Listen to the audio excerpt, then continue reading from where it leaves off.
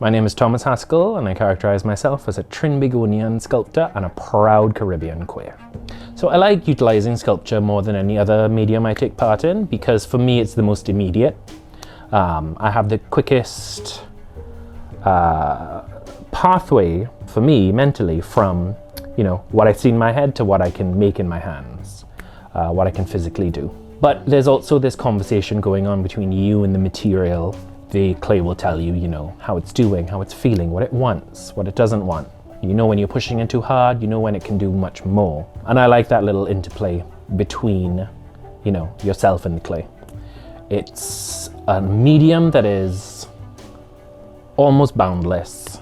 There's so many applications that it can be used for, used in, and there's something extremely human about working with clay.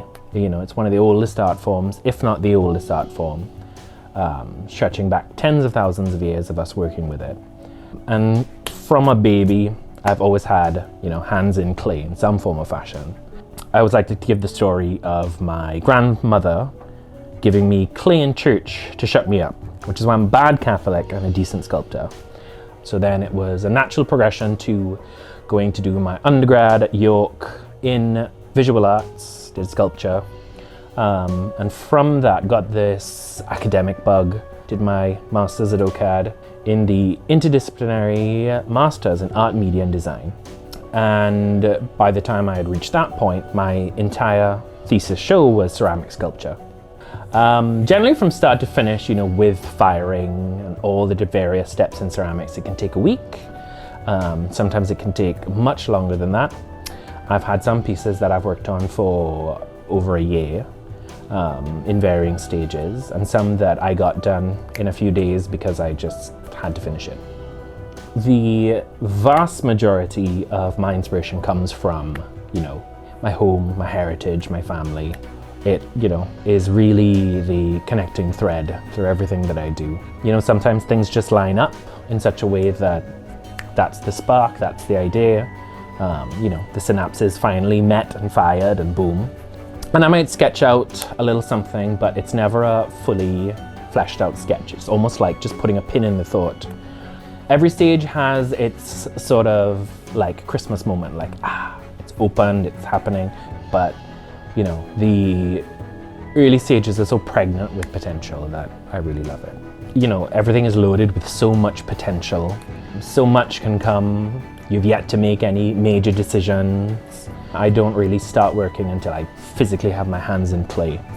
And as it comes out at the end, that's another brilliant moment.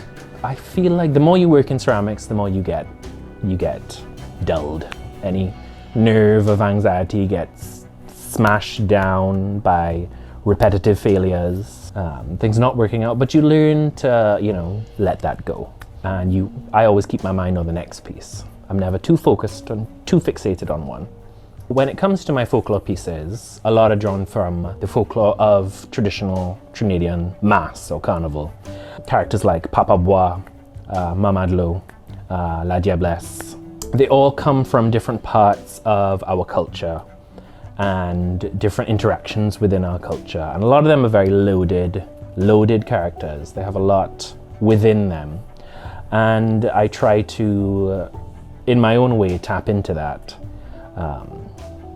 to add to the sort of growing conversation about politics within the Caribbean, histories within the Caribbean, and how we can preserve them in a contemporary way and reflect on them in a contemporary way.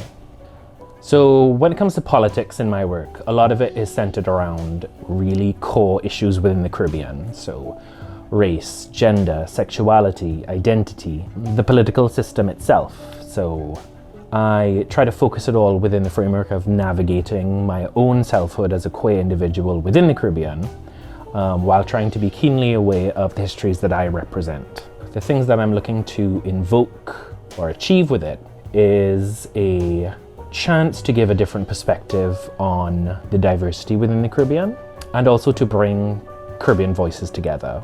A big goal in my artwork is not to center my work as any one perspective on the Caribbean, but to be a part of a larger conversation about what it means to be a Caribbean person, outside of Western representations, which tend to be very, very narrow. I think using the folklore characters that I've been using to combat these issues comes from the seed that is within them. A lot of the time, if not all of the time, these characters come from a place of satire, of political commentary, working against a certain structure, critiquing a certain structure. So it made perfect sense to use them as political commentary. So as a white Trinidadian presenting my work in Canada, the obstacles that I've faced in the past tend to be around where institutions would place me. Not wide enough to be considered Trinidadian within Canadian standards, understandings, but too Trinidadian to be considered white fully by Canadians. So being within this in-between space of, not being white enough, being too white, gets reflected in my work, in that it's a constant thread that runs through. A lot of the characters that I utilize come from this creolized space, a meeting of European ancestry and those outside of it within Caribbean history. So all the characters I use come from these moments of contact. Very often they're violent moments of contact, historically, but it's how a lot of these characters were formed initially. I think it's important for anybody of European descent to look critically at where they came from, and most importantly, know when it's not your moment to be the voice heard.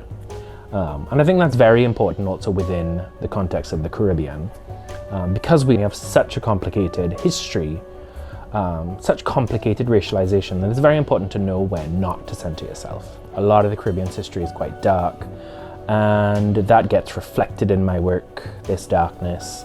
But at the same time, there's great frivolity, there's great celebration.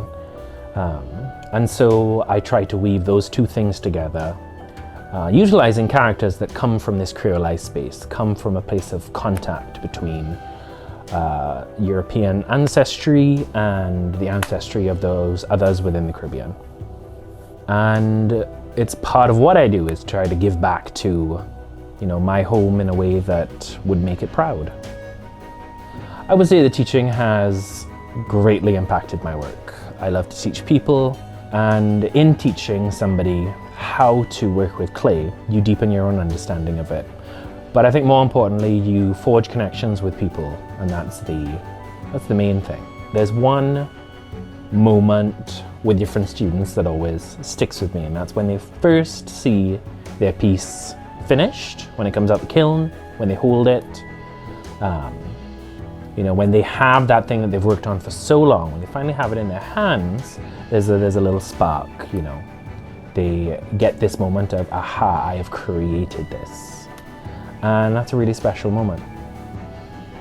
So my advice for anybody starting out in ceramics is find a potter nearby, contribute to local potters, support local potters, see if they have workshops available, and just throw yourself into it. You'll know if it's something that you can't not do. You'll know if there's nothing else you want to do. Get ready to get dirty, get ready to get your heart broken by the pieces, and just get ready to create.